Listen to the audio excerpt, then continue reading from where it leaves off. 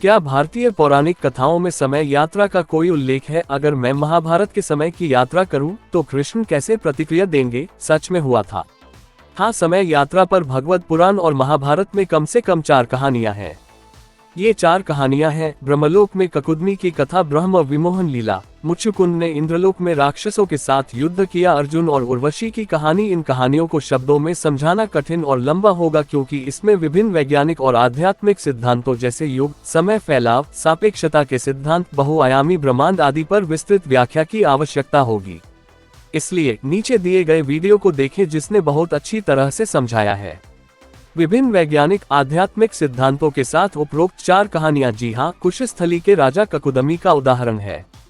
जब उनकी बेटी रेवती विवाह योग्य उम्र की हो गई, तो उन्हें एक उपयुक्त वर नहीं मिला और वे सलाह के लिए भगवान ब्रह्मा से मिलने गए।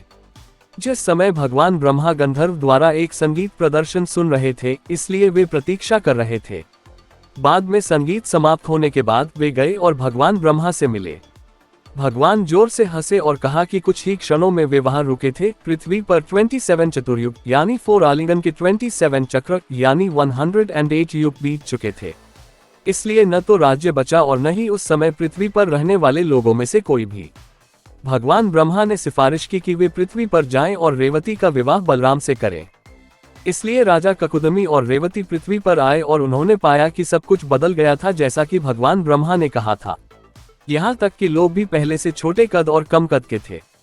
उन्होंने बलराम को खोजा, फिर उनका विवाह हो गया, जबकि राजा ककुदमी बद्रीनाथ के पास तपस्या के लिए चले गए और नियत समय में स्वर्ग चले गए।